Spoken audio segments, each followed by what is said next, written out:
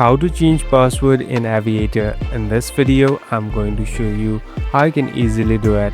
First of all, open the application. Now, here on the right bottom, you can see this menu icon. Simply tap on menu, and here on the top, simply tap on your profile. So this will lead you to this settings interface. Here, slowly scroll down. Here, there's a section called settings. Simply tap on settings. So this is the place where you can customize and make different changes in your account. Here on the bottom, there's a section called change password. Simply tap on change password. Now here, you must enter your current password and you'll be able to easily add a new password. So first, enter the current password that you're using and retype a new password. At last, you'll be able to verify it and you're all set to go. Thank you for watching this video.